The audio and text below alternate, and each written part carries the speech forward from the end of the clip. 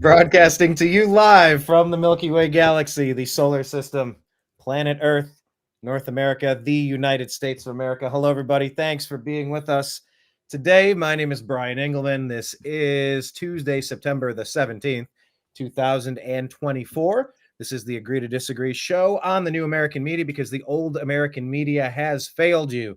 We did have a guest lined up in the studio. Maybe we do have him now. Look at this. There he is. Alrighty. Hello. Look at that. Do you have a tripod or something to set it on so it could just be, you could settle in for a nice conversation? I just put it on a tripod. Awesome. Well, this guy over here is Blake Walley. You can find him at thenextlevelnews.com and go on X. He's at TV's Blake Walley. My name is Brian Engelman, the host of the show and the creator of the New American Media. Make sure you're following us on Rumble, the New American Media, on Spotify, the podcast, the Agree to Disagree show, on Truth Social, the New American Media, on X at American_media_, the New American Media page on Facebook, the New American Media on Instagram. Just find us in all the places, including Patreon. And just link up with us, Telegram, TNAM, and TNAM chat, TNAM for the New American Media. And down here, this is my uncle. His name is Bruce Engelman. He is a pastor. He is an author. He is a researcher of things. And we have done, unfortunately, too many shows as of late regarding the assassination attempts on one Donald Trump. So we are coming together to kind of front load our show today.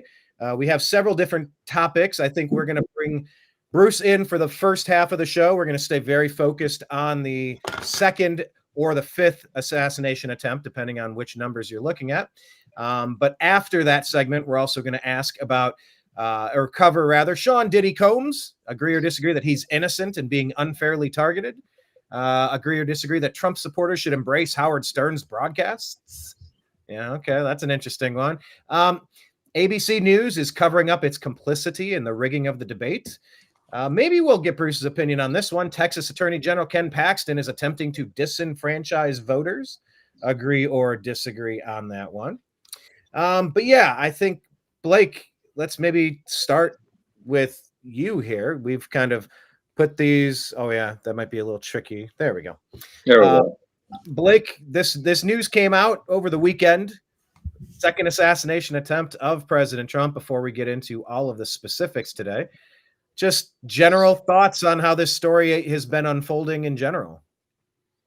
It's great to see the alternative media come in and do the job that the mainstream media should be or used to be doing.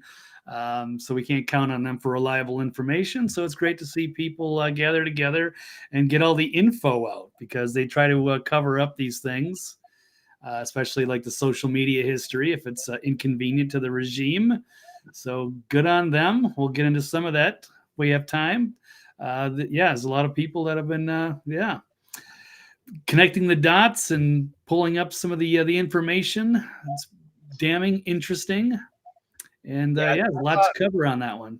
I thought one of the most interesting elements of the story, I saw the report that they heard someone yelling "4" at the golf course and, looking for an errant tee shot. It was just members of the Secret Service kind of placing bets in the clubhouse, wondering how many more assassination attempts there would be on President Trump. They were guessing 4, and they were just getting loud about it. Silly joke I came up with, but we'll work on that. Bruce, you as well. Thanks for joining us again. Refresh everybody about the book you wrote about the Kennedy assassination, and then just kind of reset for us. Kind of where were you this weekend when this came out, and just your overarching thoughts on this right now. Yes, Brian, it's an honor to be on the show with you and Blake again. And you're right, we have done this far too many times here in the last 8 weeks. Well, before I get started, I want to say a couple of things. I just watched the live conference and rally that our vice president, hopefully, J.D. Vance, just did. And by the way, I'm the only guy in my circle of friends, conservatives, independents, libertarians, that picked Vance, and I picked him 3 years ago. I never wavered from that prediction. Everybody else said Rubio and this woman or that woman. I said, no, it's going to be J.D. Vance. and it is J.D. Vance. And it's starting to scare me, Brian and Blake, that, and I'm not a prophet nor the son of a prophet, but man, my predictions have come really, really through here lately. And in fact, I've only missed one. I thought sure she was going to pick Shapiro. However, he just did a remarkable job handling the press. He is the most eloquent, intelligent vice presidential candidate the Republicans ever had. He's brilliant. He's a genius. He's extremely articulate. He doesn't take any guff off the media. So okay, let me pause right there as we kind of unpack the rest of this. You talk like I do. You take a lot of side streets. There's a lot of scenic stuff to take in, and I appreciate that. Who else is on your Mount Rushmore? If J.D. Vance is the best vice presidential candidate, who are the top three not named Vance? Because you are a political historian in ways that I am not. Who else is on the vice presidential Mount Rushmore? Of all time? All time. Harry Truman. And keep Teddy Roosevelt there. He was the VP under McKinley until McKinley got assassinated. Speaking of assassinations. And I would put him and Truman, and I would put Richard Nixon, and I would put J.D. Vance. There's your four. Excellent. Okay, so reset with your book, though. Tell people about the research you did with the JFK, because you're living down in the Dallas-Fort Worth area, and you've had a passion for exposing presidential assassination attempts your entire life. So give us that background real quick. I was going to say so much to talk about. I know. I'm considered an expert around the world on presidential security, not just assassinations and JFK and RFK, but presidential security in general. I've actually worked security for the vice president of Israel one time when I was over there. I'm an expert on security. What can I say? I'm not trying to pat myself on the back. Dizzy Dean said, if you can do it, it ain't bragging, quote unquote. So this is my niche. Presidential security, Secret Service history, assassination, and of course, conspiracy. Also, I've worked for ABC twice, so I know more about ABC than those two yo-yos that call that a debate. I started out with ABC Radio, and then I went with ABC Television. I did some work out in New York City. I worked 3.5 years with the ABC affiliate in Youngstown, Ohio. I went head-to-head with Peter Jennings years later, and got him almost thrown off the air. So I know ABC. Now, on the assassination, I wrote a best-selling book called Eternal Flame, and I'm still in demand as a lecturer. I just spoke at the Kiwanis Club in Brownwood, Texas, on the assassinations of Kennedy and Trump, attempt on Trump, thankfully. And so that's a brief rundown of my resume. And this weekend then, when the news came in, like, where did your thoughts first go to? As we started unpacking, what do we know, and what's true, what's untrue, what's half true. To quote Ronnie Reagan, here we go again. And the first time I was up with one of my research partners on the assassination up in Michigan when we heard the news. Our wives and I and he were vacationing together up in Michigan, heard the news about Butler, and I'm from the Butler, PA area, went to high school on one side of Butler, college on the other side of Butler. I've been by that scene 1,000 times. A little hyperbole there, but not much. And this last time, I was like, oh, here we go again. And I got a couple calls, and I put the TV on, and of course, let me just tell your viewers and listeners right out of the chute, pun intended. Whenever there's an assassination tape, an attempt in the United States, to quote the great Mark Lane, who was the first attorney to investigate the Kennedy assassination, they always have a patsy set up. Now, there's three types of patsies, okay? There's a patsy like Oswald, who didn't shoot Kennedy and got the blame for it. He was actually trying to stop it. He was arrested while he was eating his lunch. He never fired a shot, okay? That's patsy number one, an innocent person. And there were others that were set up, and if you want to go into it, I can go into it. Number two, the second patsy is a Manchurian candidate who's been brainwashed, a la North Korea. Watch the Frank Sinatra movie. Ironically, it was President Kennedy's favorite movie. He watched it over and over again in the theater at the White House. And that's where they brainwash somebody. That's a Sirhan. They don't know what they're doing, okay? But they maybe do pull a trigger, like crooks. And then the third type is a guy that's actually a part of a massive conspiracy network. And we're still not sure about these two guys. Your friend Jack Posobiec is looking at the possibility of a connection between these two dudes in Butler and Florida. He's hired a private detective agency to look into that. Well, let's go ahead and start there. Maybe Blake, let's maybe pull up the first topic of the day. Agree or disagree that assassin Ryan Routh was likely given inside information? Blake, what say you? Yeah, it seems like that is a very good possibility. Let's see if I can find the particular article I got that from. There's a few of them saying like it was kind of strategically placed at this golf course. He was hiding in the bushes for like 12 hours. 12 hours, half a day. Right. So well before they even scheduled or had any plans to go there, as far as they know. So maybe either somebody leaked the information either from the golf course, or perhaps some people are speculating that the DHS and the FBI could be colluding to work, to take out Trump somehow. And it's the Secret Service, or at least some of the good people within the Secret Service, that are protecting him. Yeah, that just sounds terrifying, but it sounds obvious. Bruce, what say you on this component of the story? Great question. I think, first of all, Mr. Rowe needs to go. The deputy director of the Secret Service who took over for cheaters, I call her cheaters. And I am sick and tired of him going on TV and saying, well, we didn't know the president was going to play golf. They know when the president plays golf almost every morning when he's at Mar-a-Lago or at the international course, okay? He might stop at Dunkin' Donut and get a cup of coffee on the way to the links, but he golfs every morning. And, well, we didn't have time to set up a perimeter around the golf course. Plus, we don't do that because he's not the president anymore. I am sick and tired of this garbage from Rowe and the FBI director. They both need to go, and go now. And I hope and pray if they don't kill Trump, the first thing he needs to do when he gets in there is get rid of Mayorkas, who's in charge of Homeland Security, and get rid of the Attorney General, Merrick Garland, who's in charge of the Secret Service, and then the director of the FBI needs to go, and then this Rowe character. And we can't afford it. We don't have enough resources. We're sending $5 billion a month to Ukraine, and we can't afford a few $1 million to increase the. Hey, I am calling for a double perimeter. He needs double security. He needs two details, one because he's the former president and one because he's a presidential candidate.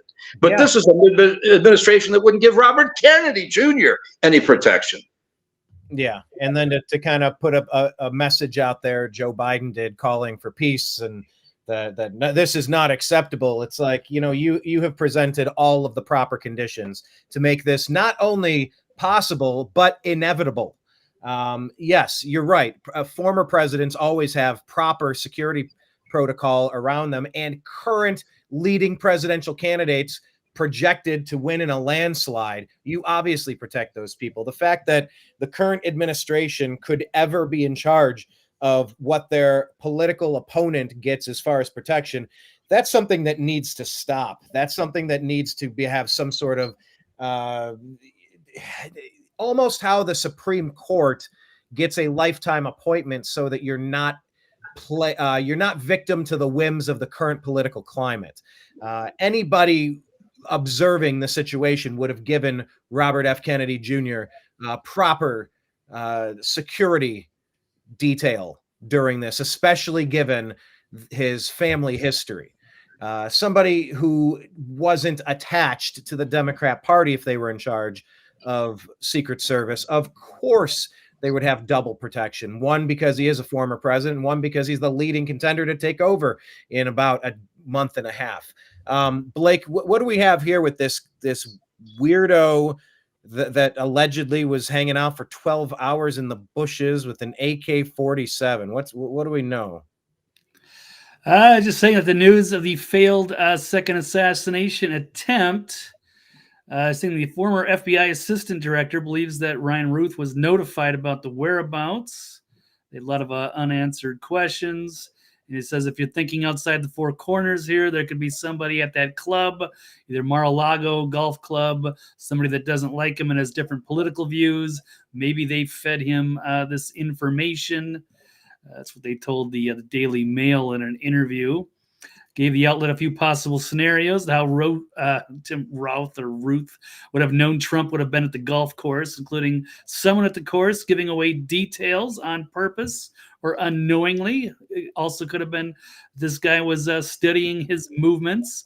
But yeah, that's pretty motivated when you're going to be sitting out around this area for 12 hours and in the bush. So yeah, it does appear, at least from some of these people's opinions, that this could have been an inside job and orchestrated. Let me take that and take the question from Josh Whelan here. Josh, thanks for joining. Leave your questions in the comments section. Hit like and subscribe. Of course, Bruce, let's ask Josh's question for you. Why do you think they want to kill him? They don't want to get fired? LOL. Like where is this coming from? Why is this a different election than, say, a Romney versus Obama or a McCain versus Obama or a Bush versus Gore? What is making this so different? The difference is they're after you and me. The FBI just went to one of the directors of the Libertarian Party in New Hampshire without a warrant, wouldn't identify themselves. You can go on and watch it. And now they're not sending FBI people to prospective assassins of President Trump. Trump is the last stopgap in the deep state, the smoke-filled rooms, the underworld, whatever nefarious term you want to use for this bunch of establishment, corrupt, and I mean corrupt and evil to the core. He's the last roadblock. They've got to eliminate him. And you can watch the montages on all the conservative news networks and cable channels of all the political leaders and journalists, so-called, who have called for we need to put a bullet in his head. And I'm serious. I mean, right now, we need to put a target on Trump's back. We need to do whatever it takes because he's Hitler. And I'm sick of it. You don't hear this kind of rhetoric out of the Republicans. I haven't seen any shots, thank God. I told the Kiwanis Club when I spoke to him last week, I don't want any presidential candidate to get assassinated because we have never recovered from JFK in 63. If Trump had gotten killed in Butler, we never would have recovered from it. And both sides will be hurt by it. But these Democrats are evil. That's why Robert F. Kennedy's coming over, Jr. is coming over to our side. That's why the top two law professors at Harvard are coming over to our side. That is why Tulsi Gabbard is coming over to our side. That is why Musk is coming over to our side, because the original Democratic Party that stood for the middle class, strong defense, tax cuts, that's long gone. This is a party of communists, radicals, socialists, Marxists, and so-called progressives from California, and they are the deepest part of the deep state. And if they can eliminate Trump and get Kamala Harris in there, Obama will have his third or fourth term. Fourth term for sure. Blake, chime in on that, being a former Democrat yourself, just the differences in the party as it used to be and why there have been so many former Democrats, disaffected Democrats who have jumped over to this side. Yeah, it's a completely different party than it was 20 years ago when we were, as a liberal fighting against the establishment, and then it was, it was Bush, Cheney, and the neocons. But now they have partnered up and somehow they're arch rivals. Now they're embracing Dick Cheney as like a big endorsement, and his daughter for targeting Trump. So now they've switched it all on the Patriots. So battle lines have never been clearer. And a lot of people are like me, former Democrats, liberals, that whether it's like a Tim Pool or Elon Musk or Tulsi Gabbard, Glenn Greenwald, there's Jimmy Dore, there's so many, Russell Brand. There's so many that are former Democrats, liberals that are now coming to the Trump side, because it's us against them. The battle, it's never been clearer. Especially, if you get the far left radicals, they have turned into teaming up with the neocons against America Patriots. That's a pretty big deal. So Blake, also you pulled this video up. Maybe rewind this. Bruce, is this what Bruce was talking about earlier about the FBI in New Hampshire? Is this New Hampshire? Someone else said it was outside of Springfield because they were posting about Springfield. Am I misunderstanding? It was New Hampshire. Yeah, I mean, maybe he was talking about Springfield, but this was in New Hampshire, and they came over to us. It's about social media posts, and they wouldn't identify themselves. Right. It was embarrassing. Let's play this one so we can just kind of understand the knock we might get at the door someday and what our rights are. How can I help you? Okay, here we go. Protect ourselves. Could you full screen that, Blake? Hey there, are you Jeremy? Yeah.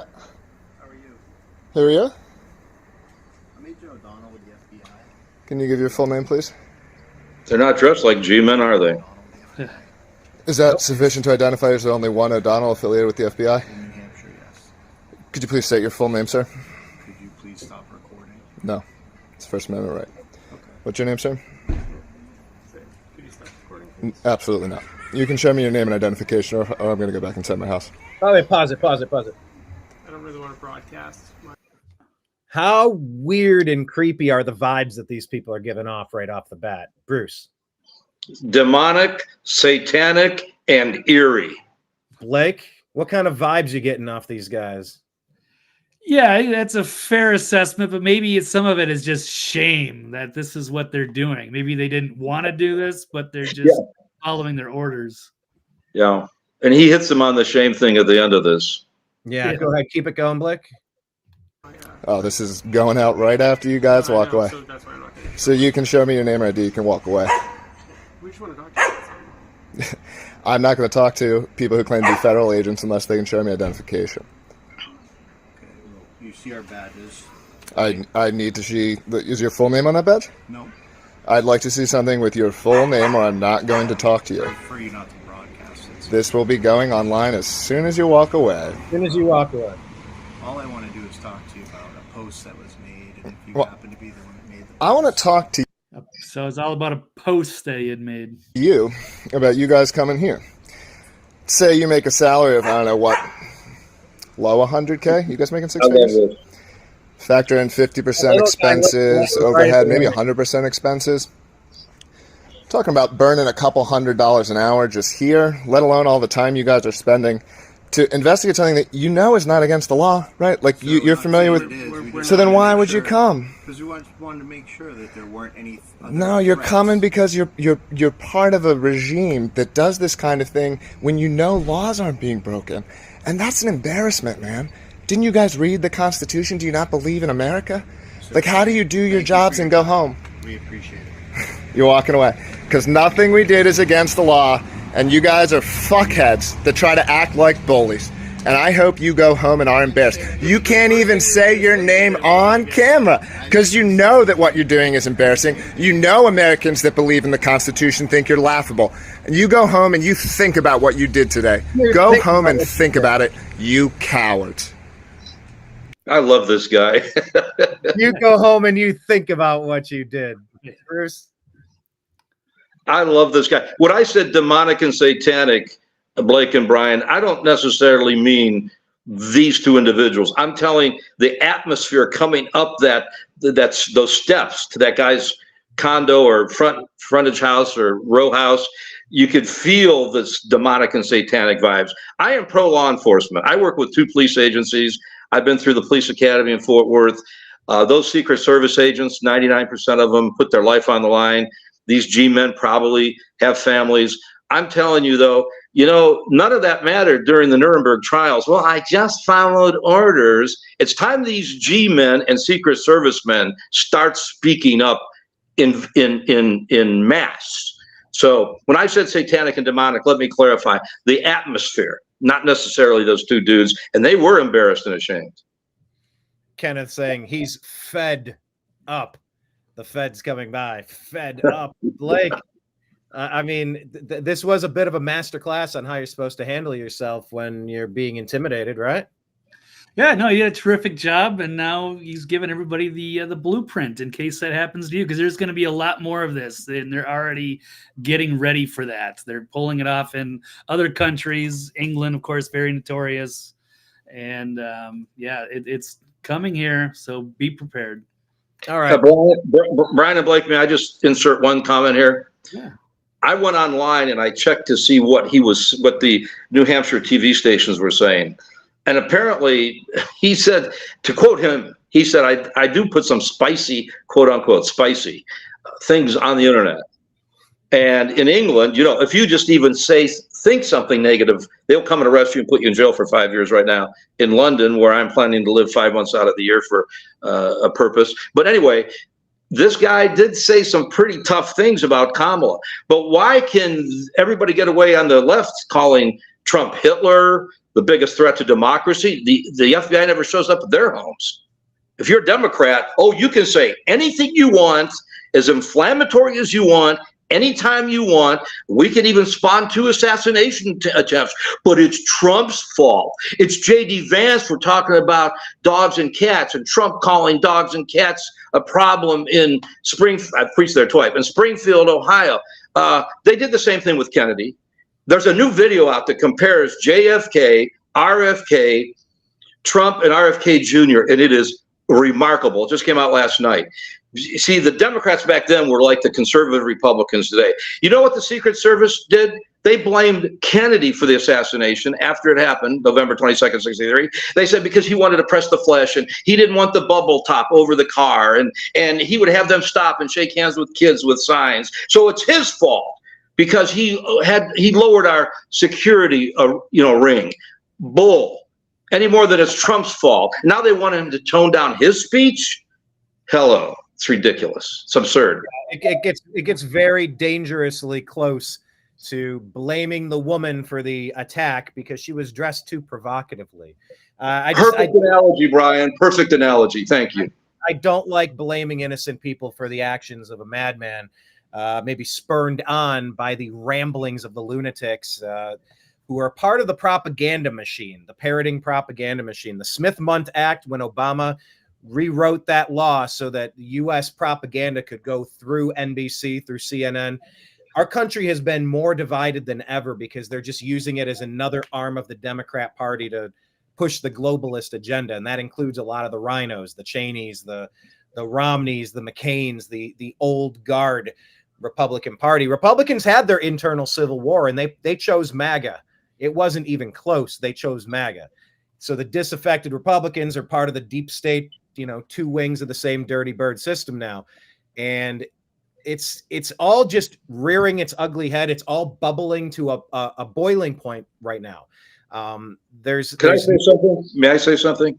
I want to thank you. This is not nepotism because you're my favorite nephew and godson and the greatest football player in the history of Brunswick High. All right. Stop.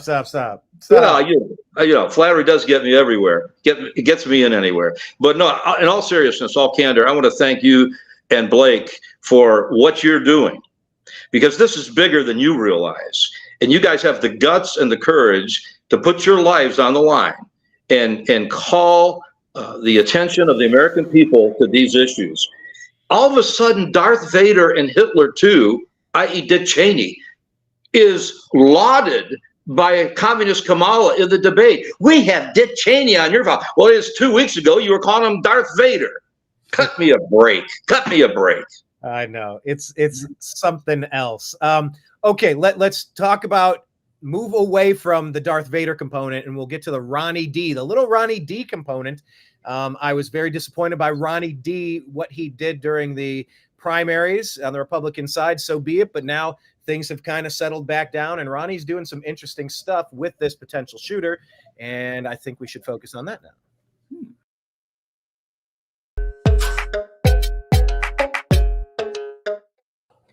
All right, we'll start with you, Blake. Agree or disagree that the shooter, Routh, I don't even like saying the shooter's names. I really dislike saying shooters' names.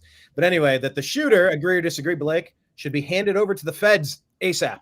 Give him to the feds ASAP. Agree or disagree? Absolutely not. Disagree. So I'm getting conflicting reports on this because the word I think I'm hearing is that they already have given him to the FBI, but then I'm hearing from DeSantis that they said they were going to try to keep him in state as well, because I trust the state investigators far more than I trust the feds these days. Oh, come on. They're no longer the good guys anymore. No. Let me see if I can pull up the... Let me ask Bruce real quick before, as Blake finds that story. How long has it been since the feds have actually been the good guys? I'm having a hard time thinking back to when that was, instead of people set out to target and ruin the lives of Americans. Late 50s, very, very early 60s. And this is what happened in Dallas. They allowed the feds to come in, take out the president's body, and it was altered surgically. I promise you, JFK's body was altered surgically somewhere between Parkland Hospital here in Dallas and Bethesda Naval Hospital, because I've interviewed the people that operated on him, and the body that came in was not the body that left, wasn't the same casket, etc. And they stormed past the coroner and DA of Dallas County, the Secret Servicemen and FBI guys, and since then we have never gotten the truth. Keep it in Florida. I would trust. I used to work law enforcement. I used to patrol with several police departments. In fact, the sheriff of one of the biggest counties, Lee County, wanted me to become their chaplain right before I moved back to Texas, so I had to turn him down. And his brother's been the governor and the senator. A good family down there. But I would much rather trust the Floridian authorities over these. And then on top of this, the people that would investigate this are the ones, and I forget the dude's name, but he was just given a higher position to take care of possible election fraud on November 5th. He would be in charge of the investigation of the Mar-a-Lago attempt. I wouldn't trust that guy as far as I could throw him. No, keep it in Florida as long as you can. And I plaudits to Governor DeSantis for standing up to these crooked feds. Yeah, Kenneth asking, will Ruth tell the truth? Well, we'll find out if we keep him in Florida. You don't want to Epstein him and erase him. Feds, no thank you. And I'm wondering, Josh saying, dude, America is looking bleak. I know it is looking bleak, but this is the Black Channel. We can express our frustrations, but while we have breath in our lungs, we're gonna fight. We're gonna fight. We're gonna try to make this country better than it was yesterday. I don't know where I was going with that. Blake, may I say something? Yeah, go ahead. Of all people, Senator Blumenthal from Connecticut, not a Trump fan by any stretch of the imagination, and a liberal Dem, he says there's a lot to the Butler shooting that we're not being told. The government's trying to hide it. This is Blumenthal.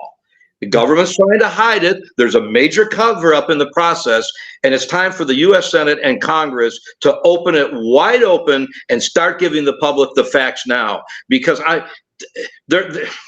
telling you, there's no such thing as a lone nut gunman. That's the fourth example. I didn't even go there. Some real kook, although there are copycats. It's always a patsy. And let's think about the game of golf. That's where Trump was playing, right? He was out on a golf course, okay? And he's upset that he didn't finish the game because he said it was the best game of his life. Like the guy in Caddyshack, shaking the club up at God, and then he gets the lightning bolt. Yeah. But look, golf is a one-on-one sport. It's one person versus another person. But let's face it, there's always a caddy. You know, lone nuts. Oh, there's always more than one involved. You don't know to go hide out for 12 hours if somebody doesn't give you a phone call. Like, how would you know to do that unless you just moved in and you lived there? But if they couldn't catch him beforehand, how do we so easily know that he's been there for 12 hours now? I don't know, but these are all questions that America needs to get to the bottom of. Blake, play this clip from Ron DeSantis. He's asked about the investigation, and this is the Ron DeSantis I forgot that I still liked. The guy that'll come on and do stuff like this and say stuff like this. He's very needed in 2024 moving forward. He's one of the few people that seems competent at their job. Let's let this play. Competent and confident enough to call out the jackals in the media. Here we go. Have you talked to President Trump since yesterday's assassination attempt? And if so, Have you talked to Trump? And what do you think? I have not talked to him yet. I did announce yesterday we're going to be doing a state-level investigation. I understand that the feds are involved, but we do believe that there were multiple violations of state law. We also believe that there's a need to make sure that the truth about all this comes out in a way, that's credible. I mean, I look at the federal government with all due respect to them. Those same agencies that are prosecuting Trump in that jurisdiction are now going to be investigating this. I just think that may not be the best thing for this country. Yeah, there's some great points there. So, yes, if it all goes to the feds, they're going to just bury everything and run out the clock if they can, assuming Trump, we'll see if Trump can get back into office and investigate these people. Otherwise, they plan on holding their power and keeping all their secrets buried. Yeah. I'm sorry. I remembered the point I was going to make a second ago was maybe this is giving me a little bit of hope. I've been calling for a while. I'm trying to figure out exactly when the sentencing for Donald Trump will be. I thought it was coming up this week or next. Did that get pushed back again to after the election? I'm not entirely certain how this is. I believe it did. I think I must have missed that, because if there's any chance that the same deep state that's setting him up multiple times through Department of Homeland Security, Secret Service, where everybody's a suspect at this point. There are 2 assassination attempts in as many months. Everybody's a suspect. We're playing a board game of Clue, and everyone is a potentiality at this point. The point I've been making for months would be that I would love to see Ron DeSantis come out and say, look, resident Trump is facing lawfare right now. He's being politically persecuted. So resident Trump will be protected here at Mar-a-Lago, surrounded by the National Guard, and there's nobody from New York that's going to kidnap him for political persecution in the middle of a race. It's not happening. Come through Florida, Molin Labe. It's not happening. We're protecting our resident Donald Trump from political persecution from another one of our 50 states. And look, if he's now saying, I'm not going to give this guy up to the feds, look, that's just one tiny little step away from saying, I'm not giving up Trump to the feds. It's not happening. Or I'm not giving up Trump to New York. You're not doing it. You're not going to Epstein this guy. Oh, the cameras went off. Oh, there was a glitch. Oh, I don't know how the poison got in there. I don't know what happened to this. Like, there's no limit to what they will do at this point. So I view this DeSantis thing as being very positive, because it might open the door to him protecting Trump a little further. Blake, finish this clip, and then I'll toss it to Bruce for his thoughts. Their prerogative, but we have our prerogative, and so we'll be making an announcement further along those lines in the ensuing days. That's it. Okay, so that was the end of it. Bruce, thoughts on DeSantis saying? I guess in this clip, he's not saying that he's refusing to turn over the suspect to the feds, but he is saying they're doing their own parallel investigation.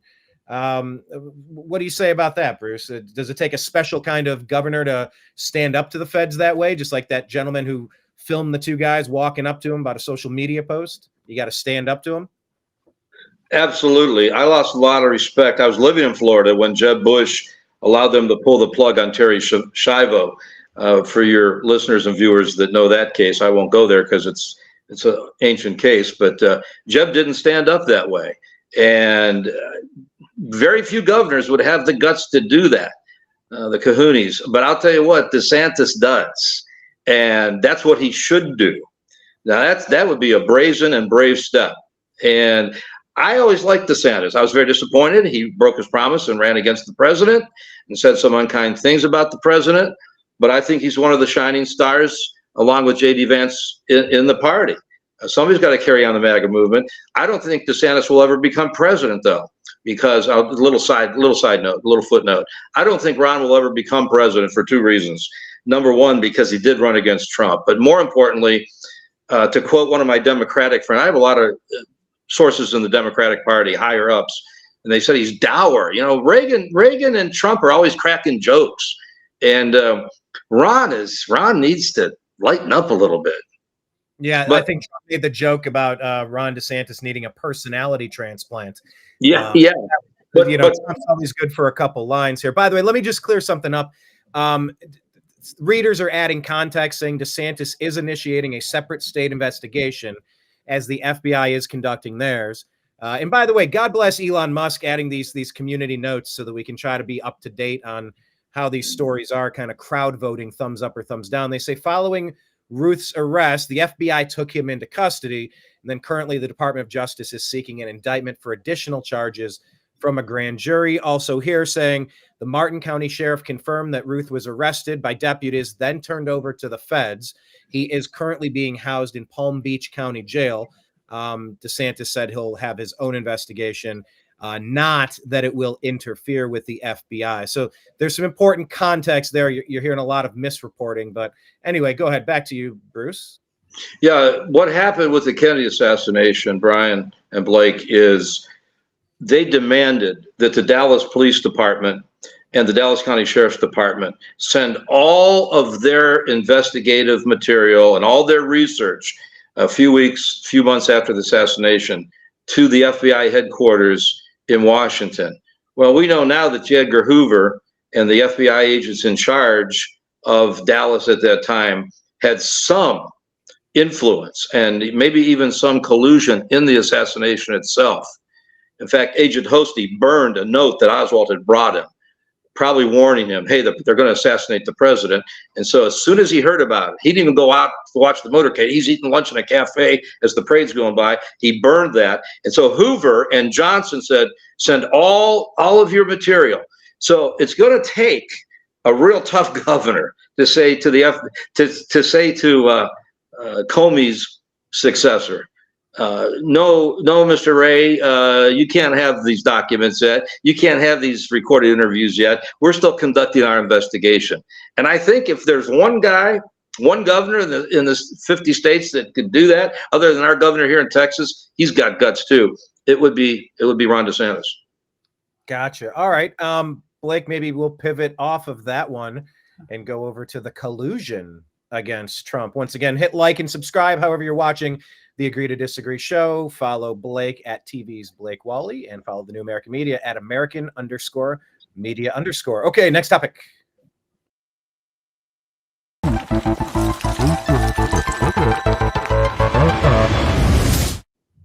All right, agree or disagree, Blake. The DHS, the FBI, the State Department, they're all colluding on Trump. What say you? Agree or disagree? I'll say agree. I think there's enough to it to be suspicious. I don't like Ray or Mayorkas is awful, so I'm going to assume it's true unless I see otherwise. This is basically specifically off a post from Health Ranger Mike Adams, saying that a source tells him that the leak of Trump's whereabouts is coming from Homeland Security, not the, I guess that's the Secret Service. So Homeland Security is leaking location details to the FBI, and the FBI is running the assassins. The entire top leadership of the FBI desperately trying to figure out how to eliminate Trump, while the loyal elements of the Secret Service are trying to stop it. Homeland Security and U.S. State Department are full-on criminal ops at this point, and if Homeland can't eliminate Trump soon, State Department will make sure a war begins with Russia.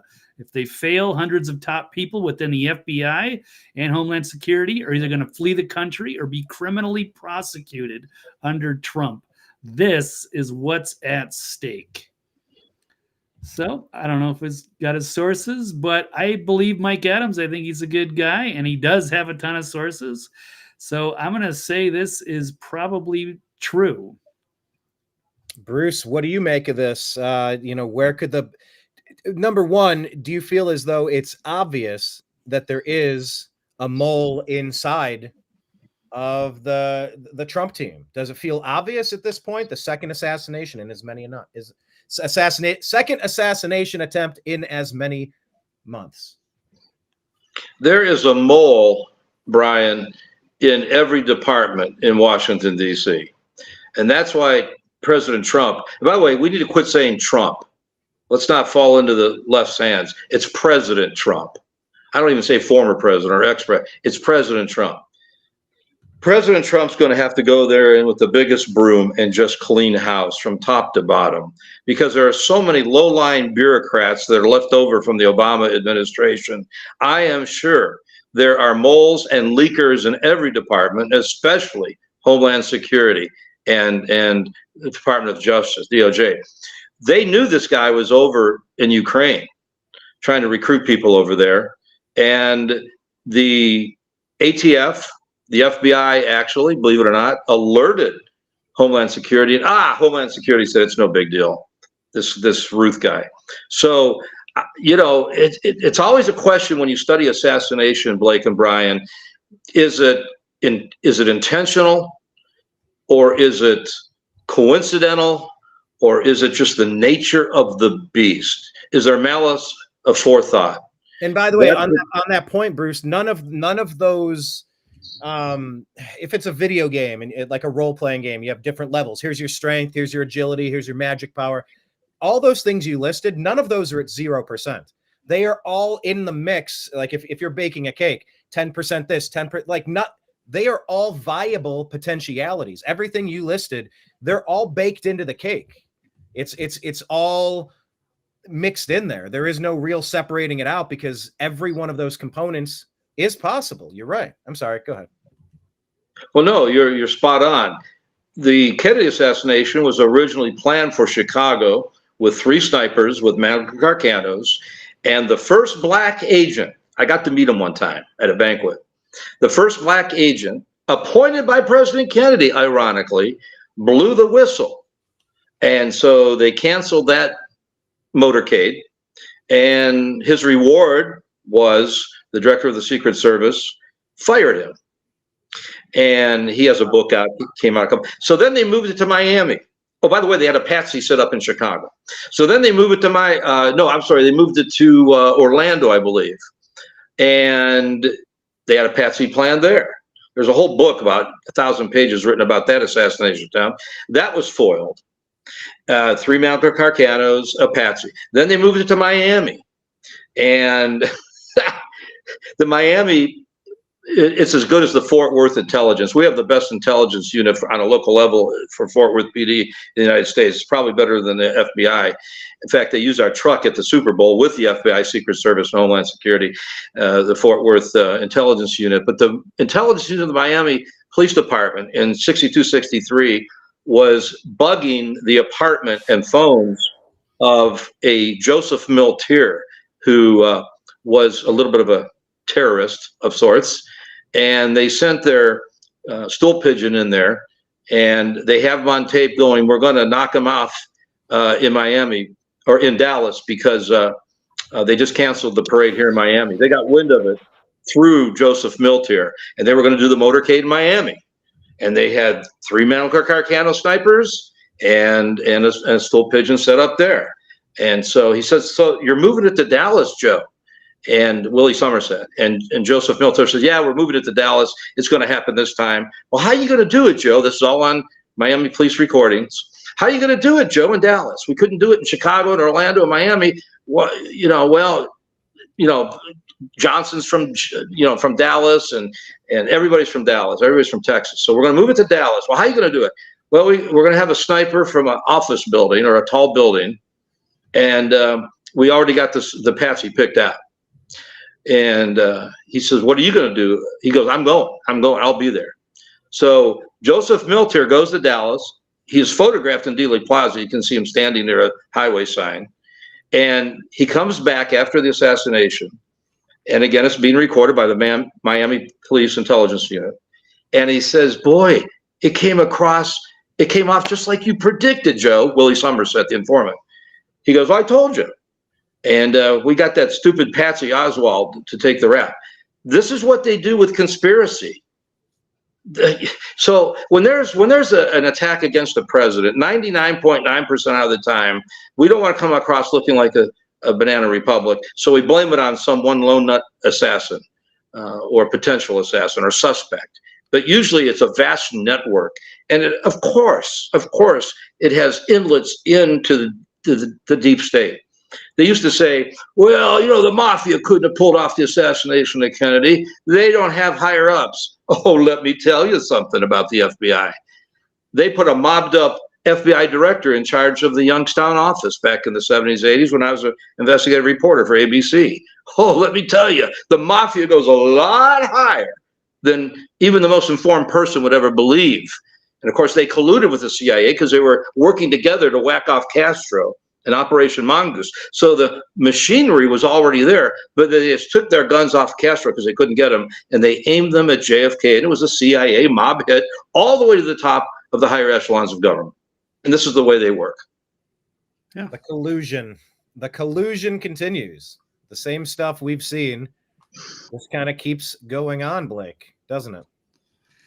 Yeah, it's sad to see. You know, the FBI was supposed to do something about the mafia, but then they kind of just embedded and sort of had entwined themselves.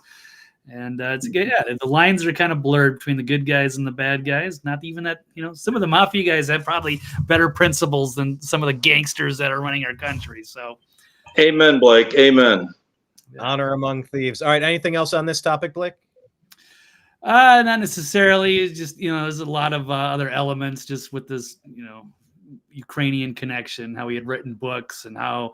Well, yeah, dig down on the Ukrainian thing. I had something pulled up as well about just trying to make sense. Just the Jesse Waters video here. It's at American_media_ on X. He's just saying, how did the Trump would-be assassin, a convicted felon with no money, fly from Hawaii to Ukraine, talk to non-governmental organizations, these damn NGOs, I'm telling you, talk to NGOs, the Ukrainian Defense Ministry, and Afghan mercenaries? Did the U.S. government not think this was suspicious? American intel knows exactly which Americans are coming in and out of Ukraine. An intel officer in Ukraine even flagged Routh to the State Department, so we know that they and the FBI had him on their radar. So how did he get away with this, Blake?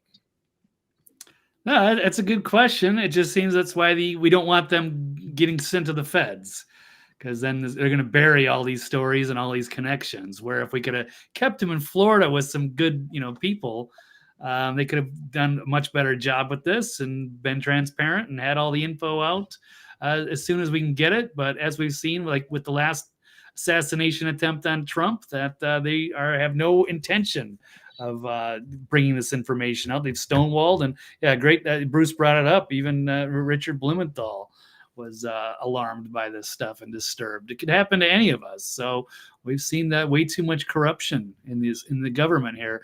And yeah, another person who's not for a BlackRock commercial, but was spotted in another Ukrainian propaganda. But yeah, so just run through real quick. Max Blumenthal, he was just saying that Ryan Routh published a 291-page book, The Unwinnable War, about how we wanted to see Putin assassinated. But yes, it was all his connections to Ukraine.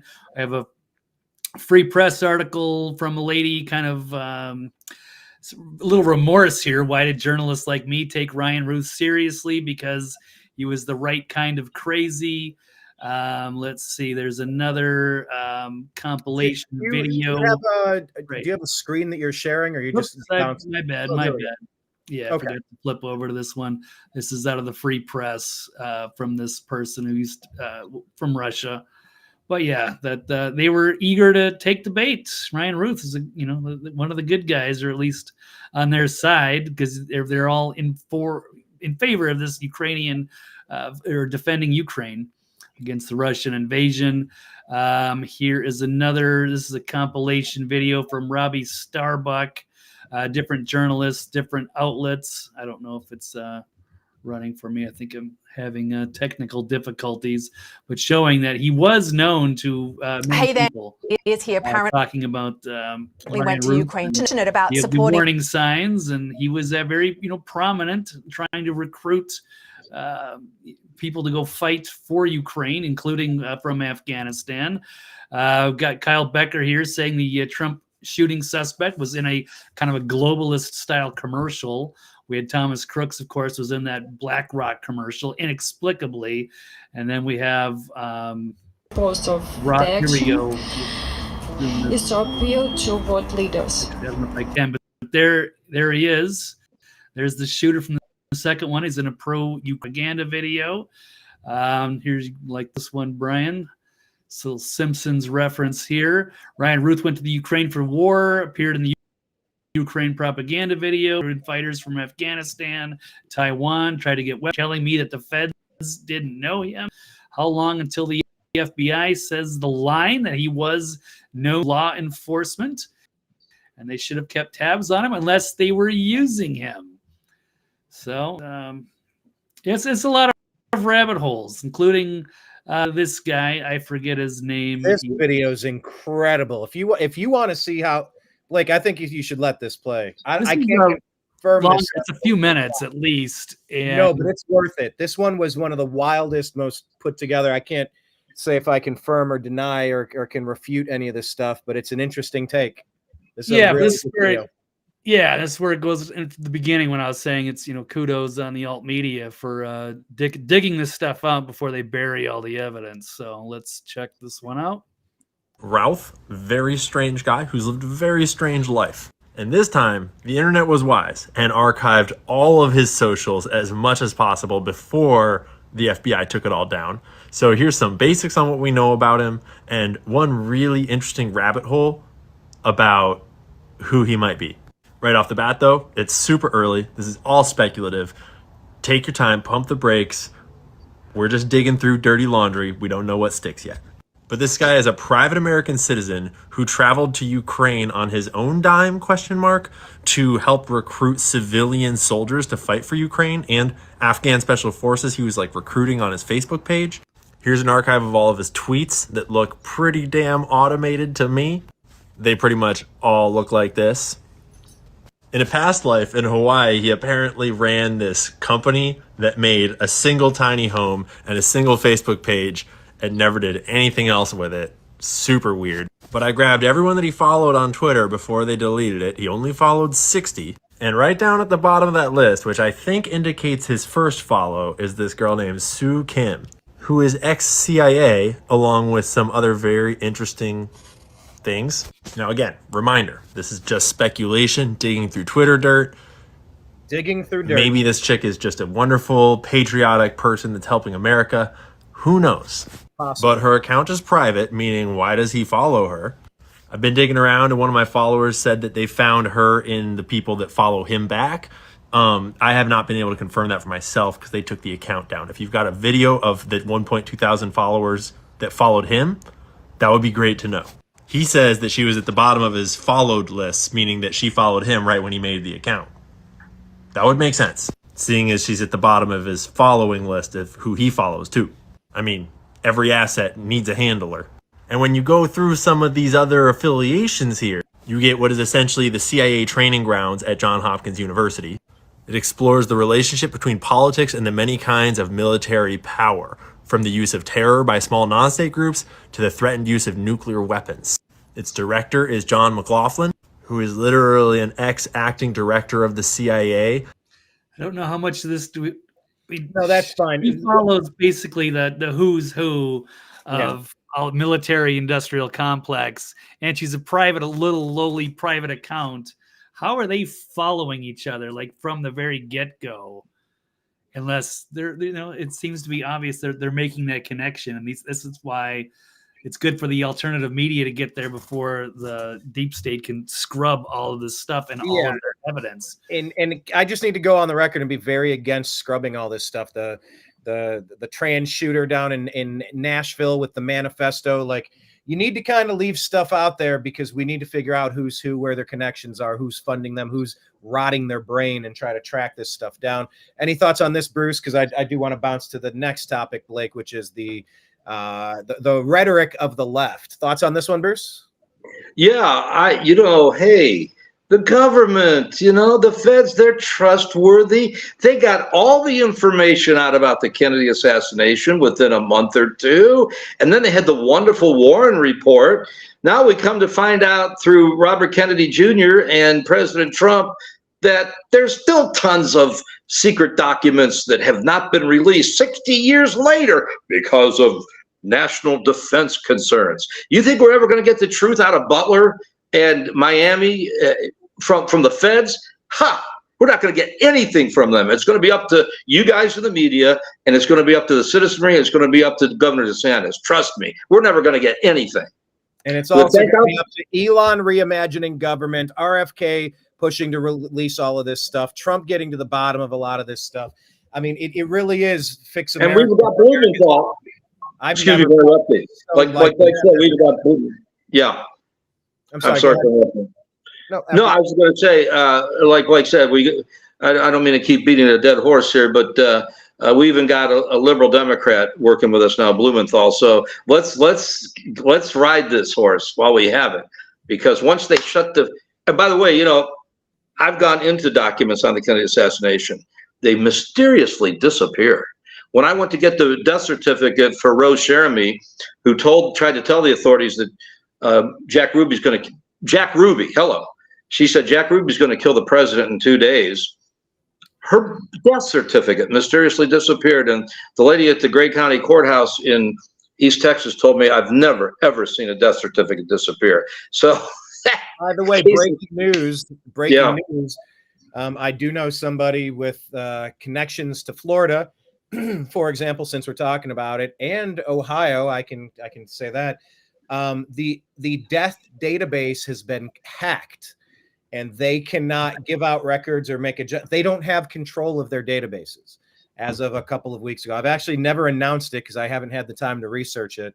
But the report I received is that their databases have been hacked. So when we're talking about ballots that appear and ballots that are counted, is there signature verification? Are these clean voter rolls, or are these dirty voter rolls? It's something I do need to look into. But yeah, I mean, just imagine the death rolls not being accurate, and even worse, you don't even have control of your own documents. Blake, what is this one here? Yeah, I guess we could go to this one. I was going to jump to one other one, but since we were talking about voter rolls and I didn't know it was going to pop up that quickly, but I know get Bruce's perspective on this as well, his thoughts on this. Democrat judge blocking Ken Paxton, Attorney General of Texas, his effort to stop the county from their mailing registration forms to 210,000 unregistered voters.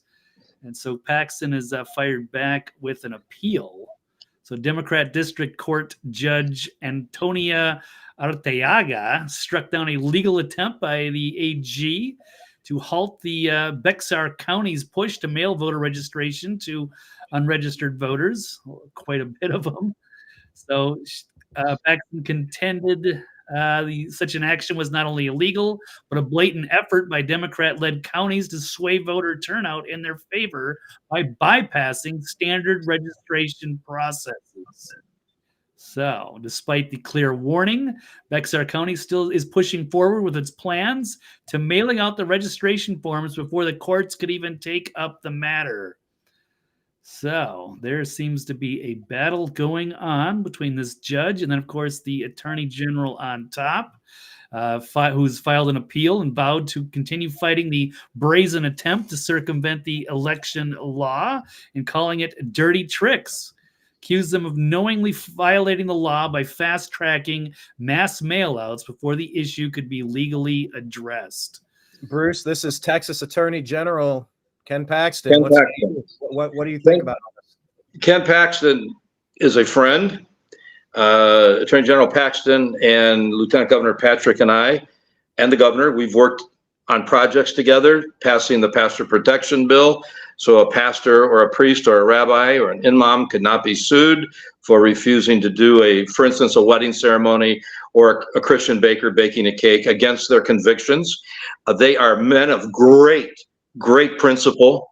They're all three good Christian men, especially Lieutenant Governor Patrick and Ken Paxton are practicing evangelical Christians, very, very true to their faith, and good, decent men, and they have done everything. By the way, keep praying for Steve Bannon. Let's not forget Steve.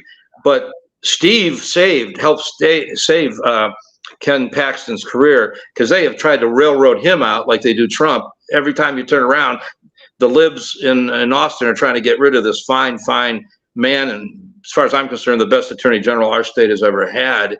And well, you got to understand, it's racism to request a photo ID, and it's racism not to let these illegal aliens, refusing them the right to vote in Texas. That's racist. You know, the Democrats only have 3 talking points, and they're getting so stale. Number 1, abortion. Number 2, racism. Everything's racism. And yet we have the least racist country in the history of the world. We've had a black president. Come on. And number three, more entitlements. We're going to pay for your college. We're going to buy you a new house. We're going to buy you a new cell phone. We're going to give every illegal alien $1,800, which, by the way, they're doing. But yeah, I love Ken Paxton, and he's right on this issue. And they are definitely, this judge needs to be impeached or recalled. Yeah, we're in a nationwide crisis over this mail-in ballots, automatic registration situation. It unsolicited, right? So if you don't go to a voting booth and vote, your vote doesn't count because you didn't vote. But now they're just trying to they're just shoving you ballots in the mail, and there's no oversight or accountability. But better yet, there will be oversight and accountability. They're gonna delay. Places like Pennsylvania have already said, well, by the way, you couldn't possibly expect us to get these full votes in by the end of election night. You know that already. They're already preemptively telling you what they're going to do. They're getting the list of people to figure out who showed up and voted, who's on their rolls that have not shown up. Therefore, can these ballots then be filled in to be dropped through the United States Postal Service, perhaps? Oh, here's another box. Oh, here's another. Are they stamped? Are they dated? Maybe they are, maybe they're not. But they need to know they have a vast stockpile of potential votes that they could turn into ballots, and the ballots get counted. Whether or not an illegal actually walks into a polling location and asks and receives a ballot and casts their ballot, there's other methods that they want to try. The fact that it is this easy to manipulate ballots into counted votes, it just illuminates a voting system that appears to be designed so that we're unable to audit it. And that's a weird spot to be in as we try to figure out how our country is going to move forward, especially when the ramifications are so dire. Blake, let's go to this one. Agree or disagree that the language by Democrats has led to this second assassination attempt?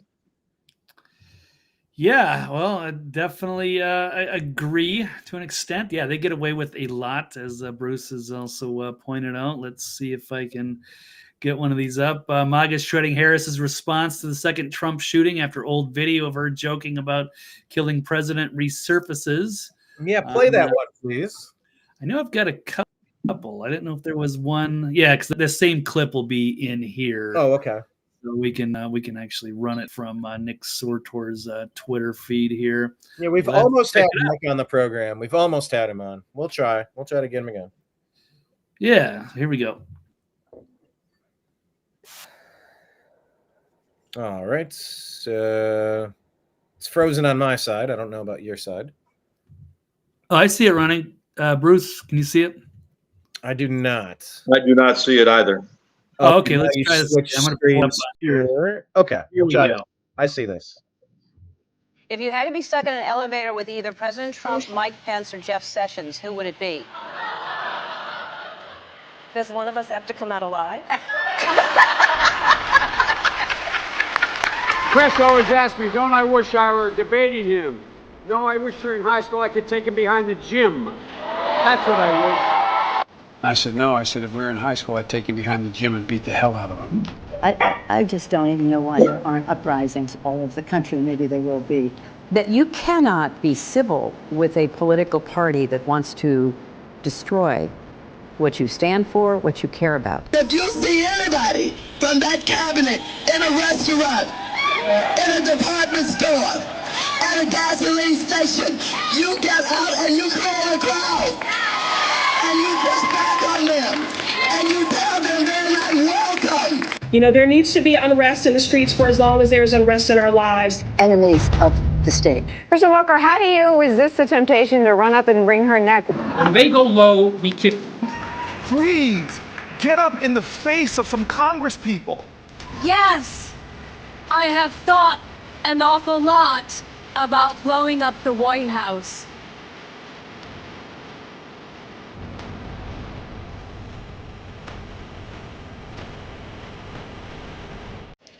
Yeah, it's a lot of that. Good spot. Absolutely. And then there's, of course, they got all the quotes here, the receipts, if you will, all these direct quotes from all of these other politicians that have put insightful things out that they get away with constantly. And then they wonder why people would try to shoot Trump.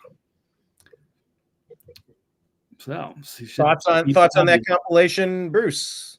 That is one of the more mild montages I've seen here in the last 24 hours. By the way, have you fellas heard or read about the New York Times this morning? No. Yeah. Oh man, they called this Routh guy, whatever his name is, Routh, humanitarian, a crusader of many good causes. Oh wow, that's beautiful. Yeah, they love that. They say Slava Ukraine. That's it. Yeah. It's like every time they try to pigeonhole Trump, are you saying that you don't want Ukraine to win? He goes, I want them to stop dying. I want them to stop dying. Like that's my political stance. I just want the stupidity to stop. That seems fairly reasonable to me. Yeah, the Democrats and their nonstop over the top rhetoric. And let's not forget that they used that idiot word insurrection for 3.5 years. That was a mostly peaceful protest, and some people did some things. Not a single shot was fired from the Trump supporters. Not at one time did Trump encourage everybody to run down there and storm the Capitol. He said peacefully, patriotically. They lied about an insurrection for 3.5 years. That wasn't in that clip, in that montage, but I would argue that, along with Biden and Harris repeating the fine people hoax, trying to tell people, Blake, we have to drink. Every time I say the fine people hoax, Blake says we have to do a shot. But trying to say that Donald Trump was encouraging Nazis or doing a dog whistle and promoting Nazism, that's insanity. And the fact that they keep pushing these divisive lies. It's something that the Democrats must be punished for. They must be voted out of office. They must be retired. Just like one of their creepy supporters in the Kyle Rittenhouse scenario. It seemed like a lot of them had criminal backgrounds, but a lot of them had to keep 500 yards away from schools at all times because of their criminal history with children. Democrats should have to be 500 yards away from the wheels of power indefinitely, based on how they've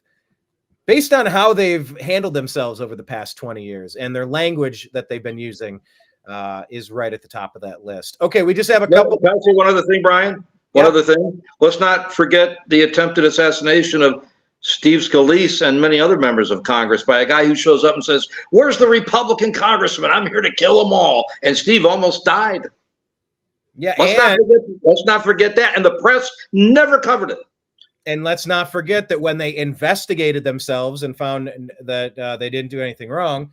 Wait, are you saying that shooter was involved in the 3-letter agencies? What I'm saying is they did their investigation and said that it had no political implications. There was no political slant to it. It was just kind of random violence. It's just these people are the worst people. Get them all out of office immediately. Amen. Okay. Blake, rapid fire lightning round here. Agree or disagree that Americans should be criminally charged over misinformation? Americans should be criminally charged over misinformation. What say you? That's a slippery slope because it depends, I guess, on who's saying it, maybe. But let me take a look. This is from Wicked Witch of Washington, Hillary Clinton. She has come out to make another press appearance to talk about how dangerous she thinks Donald Trump is. So just a day after Donald Trump was almost murdered by a deranged leftist lunatic for the second time in 2 months, Hillary Clinton got on, said, yes, Trump is dangerous, of course, with Rachel Maddow. So why don't we just roll this 37-second clip? You can hear it directly from her. And I don't understand why it's so difficult for the press to have a consistent narrative about how dangerous Trump is.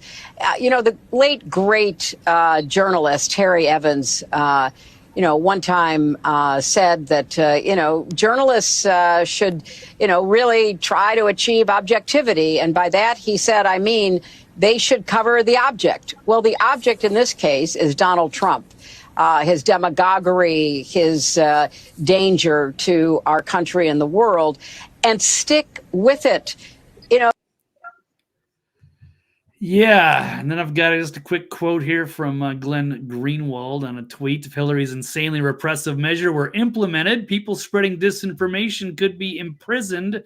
The first two to share a prison cell should be her and Rachel Maddow, who drowned the country in the Steele dossier, the Alpha Bank servers, and other demented, debunked lies. So, boy, old Hillary's looking bad these days. Thank you, lightning rod. I'll make this quick. Old Hillary's looking bad these days, and I don't support adultery, but man, every time I look at her, sometimes I don't blame Bill for his dalliances, but nonetheless, she spoke in metaphors and similes there. She didn't really say anything. They have nothing on Trump except 2 fake impeachments, the Russian dossier, the Russian hoax, all these bogus charges and bogus trials. He told everything he said at that debate was the truth. Maybe a slight exaggeration here and there. That's Donald Trump.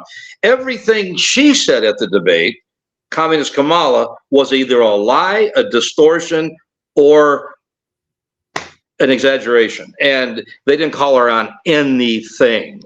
Never fact-checked her one time. Right. So let's play this real quick clip, because maybe the part that I was thinking of wasn't in that exact clip. So run one more quick one. Just as Mueller indicted a lot of Russians who were engaged in direct election interference and boosting Trump back in 2016. But I also think there are Americans who are engaged in this kind of propaganda.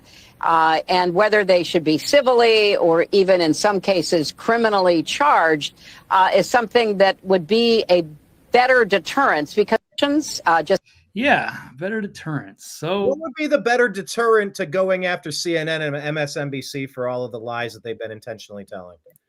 So spare me, Hill Dog, spare me. When are we going after the known propagandists who've been peddling complete falsehoods in an effort to fortify, air quote, to fortify the election and make sure that Trump didn't get his second term? Have you met misinformation? Yeah, misinformation. That is Hillary and the rest of these hacks with the lying legacy media. I mean, there needs to be, look, in the Nuremberg trials, it was determined that you couldn't say I was just doing my job. And when you're working with the media mouthpiece and you're pushing known information that is what is it, known to be incorrect, these are just psyops. These aren't even rooted in truth, and they know it. And this is all in an effort to overthrow the duly elected president of the United States. It strikes me as treasonous, but she wants to go after people that don't regurgitate the ivermectin lie or the 2020 vote tally, or only their version of truth can be accepted. And that's not how this country works. I mean, we used to have at the checkout station at the grocery store, all of the, National Enquirer. We're allowed to think, we're allowed to say whatever the heck it is that we want. But when you're a part of the team that's been pushing all of the incorrect stuff, the known incorrect stuff that you've been lying to us intentionally about, no, these are the last people you should ever let close to power again. And you really should stop listening to them altogether, I would say. No, I hear you. All right, let's move along. Speaking of that subject, lightning round. What do we think? Let's pull up this caption here. That same line, if I can find it. Bill Gates wants AI-based real-time censorship for vaccine misinformation. Is that the Antichrist? Oh, that's Bill Gates. Yeah. Sure does seem like it. So now he wants a AI-based real-time censorship for vaccine misinformation. It's not only to proliferate from the use of these experimental medications, but to find new justifications to, in effect, force them onto anybody skeptical or unwilling. So he spoke on CNBC to reveal he may be a vaccine absolutist, but he's not a free speech absolutist. He also didn't sound convinced that America's Constitution and its speech protections are the right way when he brought up the need for, quote, boundaries, allowing some new rules. So, right. looking at the past with Gates, but I do want to also point out there's an interesting little RFK video that somebody sent me. By the way, Blake, do we have you for 3 minutes or a couple minutes more? I've got about eight to 10 minutes here, and I got to run. All right, so whatever we need to do to hit these last 3 stories, you're in charge. Yep. All right, let's listen to RFK because he will mention the name of that one Bill Gates. In 5 years, we're going to see 415,000 low-orbit satellites. Bill Gates says his 65,000 satellites alone will be able to look at every square inch of the planet 24 hours a day. So did you hear that? Bill Gates plans to have 65,000 satellites, eyes in the sky, his own private stuff, and probably the World Economic Forum or whoever, all of his associates, watching us 24/7. So they will be trying to, they'll use that AI to censor your information.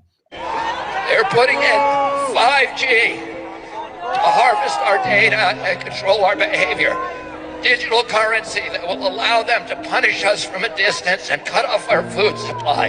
Of course, Bill Gates owns a ton of farmland, and of course, he's known for pushing the GMO food.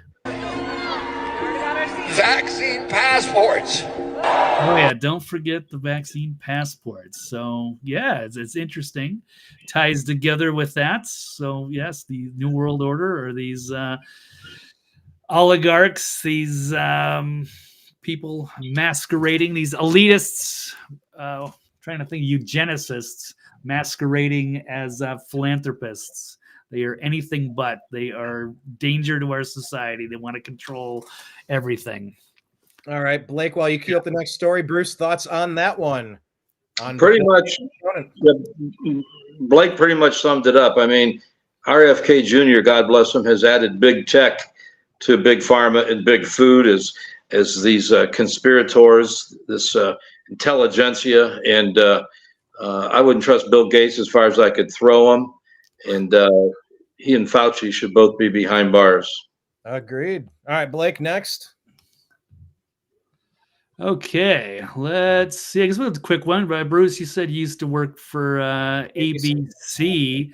They've been under fire for a while. Apparently, there may or may not be a whistleblower that's come out. There's an affidavit that's claiming that Harris cheated during the debate, received questions in advance, which probably isn't necessarily that bad because there weren't any curveballs. But if they're doing fact checks only on one and not the other candidate, then that is collusion. And it also turns out this David Muir, with his coverage of Trump, I think it's like 93% negative. I forget. I had statistics on a different article showing the amount of positive coverage on Kamala was something like 93%, and then 100% bad for Trump.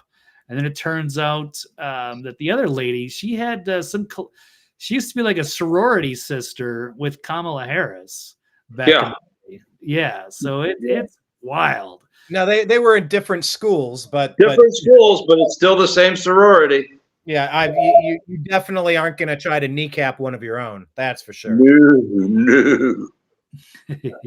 I was in a frat, and I was in a frat in college. Believe me, that those veins run deep. Not as deep as the Skull and Bones at Yale, but pretty deep.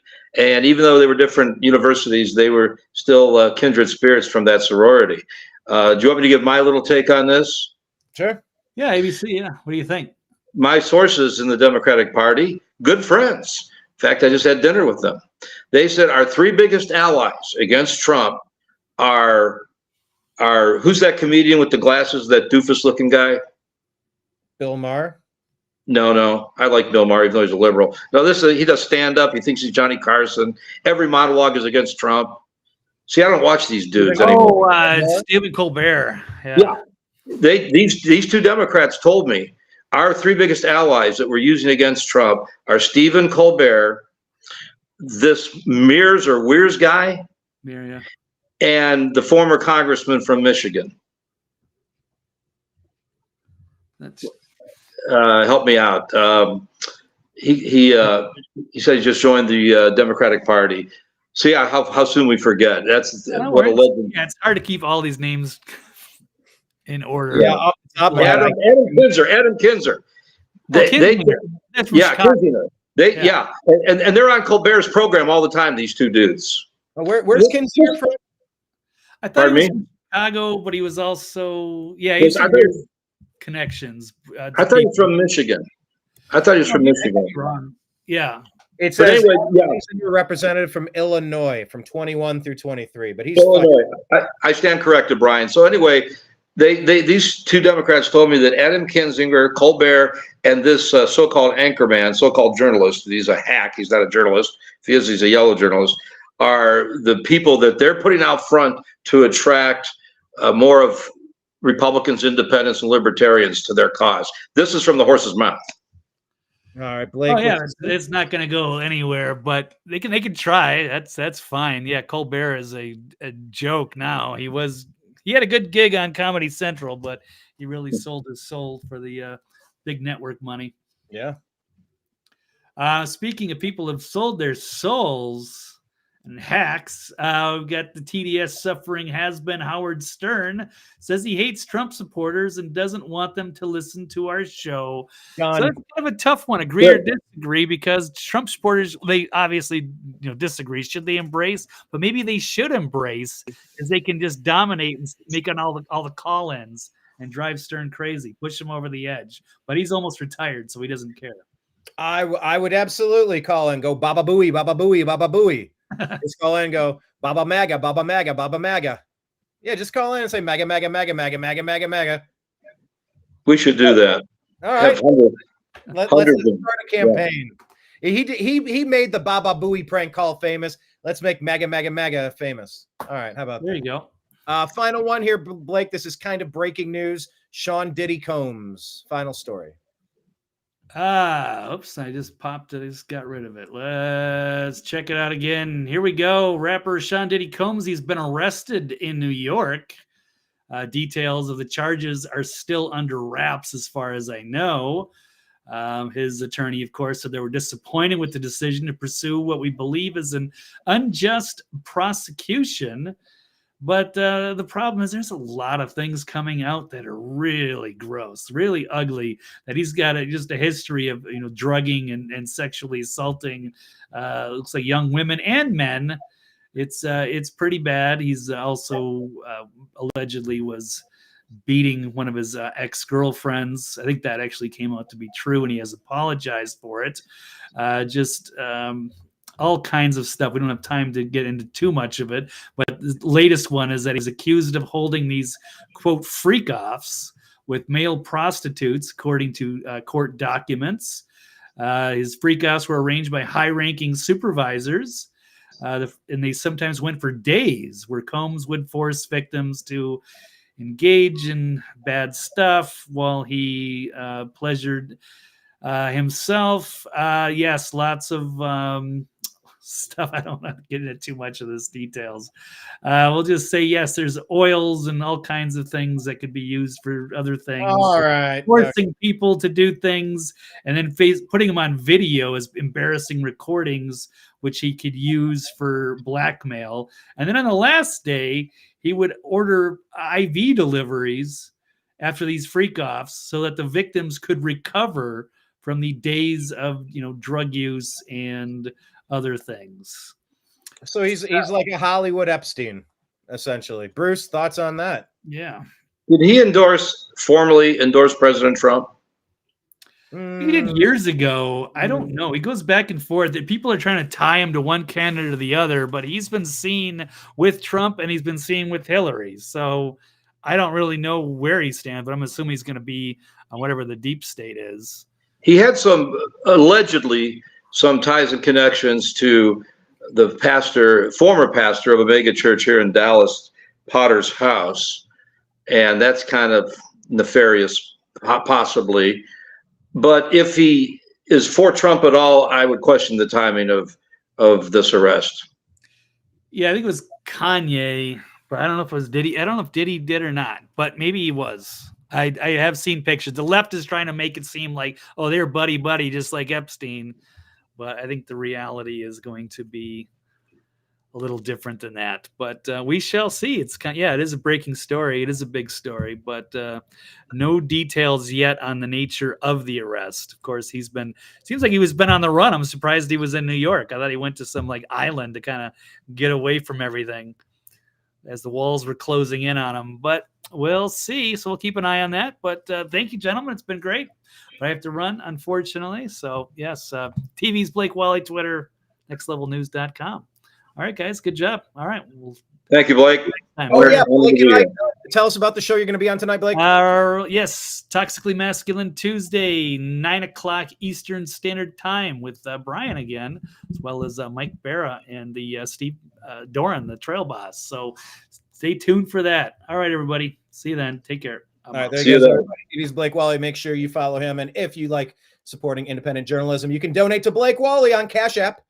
$ Blake W99, Blake W99. If you want to support the New American Media, you can find me at Brian Engelman. That's BrianEngelman on Venmo at Brian Engelman, or patreon.com/the New American Media. You can sign up to be like a $5 monthly, $15 monthly, $100 monthly, or $1,000 monthly subscriber, because going to all these conventions across the Bronx and DC and Chicago and Milwaukee, those budgets come out of somewhere, and it would be great to replenish some of that. But thank you to everybody who joined into the chat rooms, leaving all of your comments. And Bruce, final word for you. Thank you for joining us again. Hopefully we don't have to do another attempted assassination special. Hopefully we don't have to use that word anymore for the next 4+ years, so that we can get Trump through his second term safely. And I continue to offer prayers for Kamala being so unpopular. I fear for her safety that the deep state could martyr her and blame it on MAGA to try to do some sort of October surprise. But what say you about all of today, Mr.? Well, we've really hit the gamut, and great job. And I would simply say that that's exactly what they did with JFK. It was the liberals that took him out, and they turned around and blamed it on the South and conservatives and big oil. And it was the liberal Democrats that took JFK out, man, and engineered the cover up. So you never know with these, double spies and double agents and double headers in the espionage world, especially when it comes to assassination. But we do need to pray for President Trump's safety hourly, not daily, hourly. We need to continue praying for Steve Bannon, his safety there in prison. So unjust.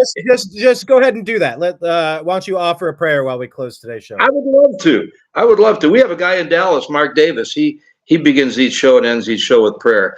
For a secular program, that takes courage. Let's pray. Our Heavenly Father, we thank you for sparing the life of President Trump. In my humble opinion, he and JFK and Reagan are the three greatest presidents of my lifetime. And if he had not looked at that chart in my hometown area, Lord of Butler, as you well know, Lord, he would have been taken out, and this country would have had a major civil war and revolution combined. And now thank you for sparing his life again in Florida. And we pray for continued protection, for a divine protection for the president, Mr. Trump, and Lord, for J.D. Vance, our vice president, hopefully. And we even pray for the safety of the opposition that are running, Lord, because we don't believe in assassination in America. It doesn't help anybody. It's very counterproductive, to say the least. Thank you for Brian and Blake and the yeoman's job they're doing. We pray for the upcoming election. Mayorkas and the Attorney General say they're going to have extra people watching the polls, as if we're the ones that cheat. And so, Lord, keep the cheating to a very minimum. And Lord, I just heard Mike Huckabee, Brian's good friend, Governor Huckabee, say what he told me personally, and Ted Cruz told me, and Bobby Jindal told me. And Lord, even the great libertarian Rand Paul told me that there are 57 million evangelical Christians in this country of all denominations and affiliations, 57 mil. But Governor Huckabee said this weekend, 40 million of them have not voted in the last 3 presidential elections.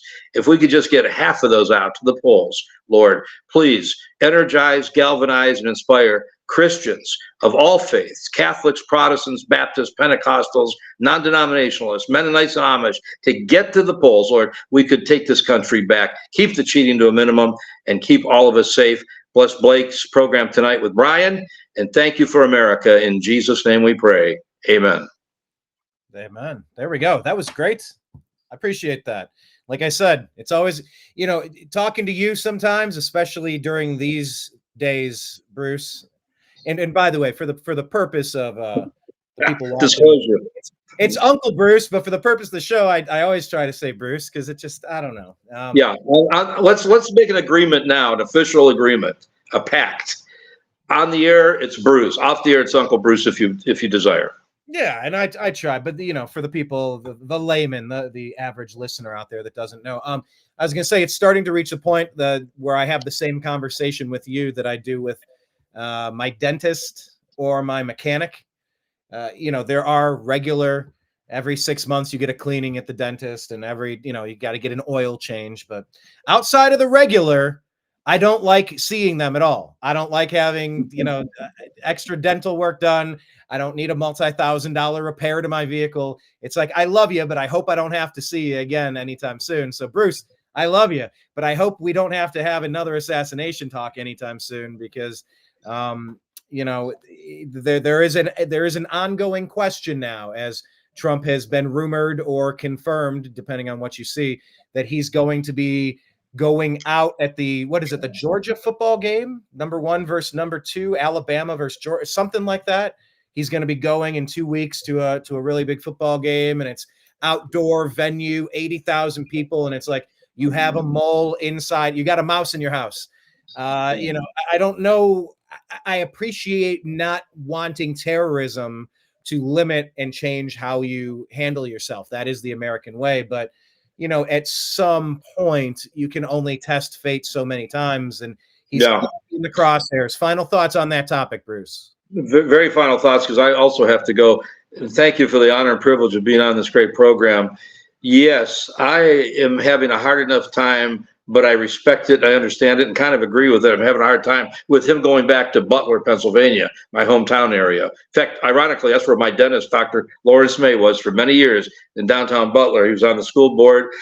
His sons and I were fraternity brothers at Phi Kappa Tau at Westminster College.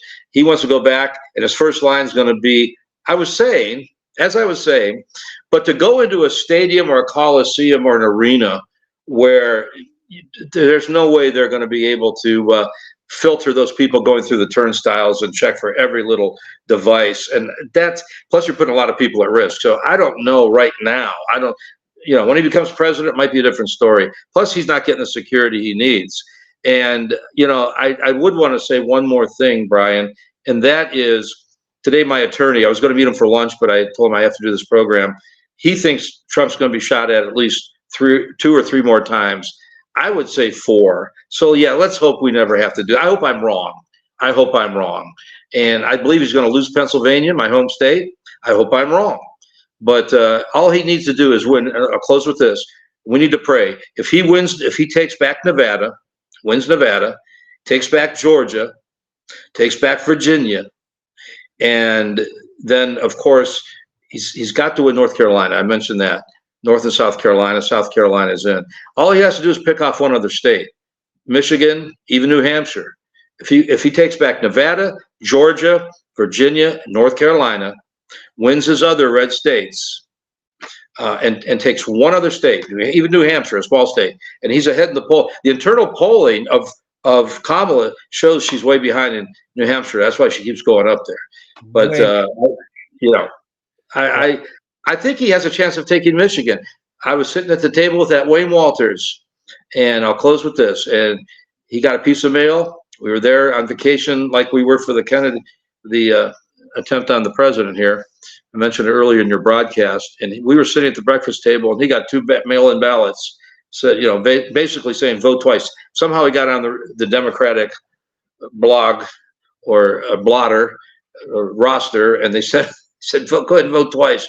So Michigan, but man, boy, the vice president did a great job today. I'm speaking predictively. J.D. Vance did such a fantastic job today in Sparta, Michigan. check it out if you have a chance later tonight, tomorrow, Brian. God bless you. God bless America. Thank you. All right. Thank you so much. Appreciate your time. We'll talk to you again soon, but hopefully not about this topic anymore. Amen. Stay safe out there. Thank you so much. And to everyone else out there in the TNAM universe, I just want to ask you to like and subscribe and hit the notification bell on whatever it is that you are watching on right now. Rumble.com. Go to Rumble. We are the New American Media. Hit subscribe. Watch a show or two, please. YouTube.com/the New American Media. We have 13 years and almost 1,600 videos available to you. Find our podcast on Spotify, The Agree to Disagree Show. Truth Social, we are the New American Media. Facebook, we have a page called the New American Media and a whole bunch of groups, including TNAM's, TNAM''S, TNAM's The Agree to Disagree Show. On X, the New American Media is at American_media_. We are on Instagram, the New American Media. We are on Odyssey. That's our backup to YouTube because YouTube likes to take videos down. So go ahead and subscribe to the New American Media there. Patreon.com/the New American Media. If you'd like to support our independent journalism efforts, you can also send me a little thumbs up on Venmo at Brian Engelman. So yes, please subscribe, like us in Telegram and what's the other one? Signal. TNAM official, TNAM chat. So TNAM official, TNAM chat. Find us in all of the places. All right. So on behalf of everybody out there, I want to thank you for joining. We will be with Mike Barra tonight on Toxically Masculine Tuesday. I think we're going to be broadcasting through this X feed and this YouTube feed, I think. But yeah, look forward to that chat tonight. So I will let you go for now. Continued prayers for safety to both campaigns, and we will talk to you again soon. We appreciate you.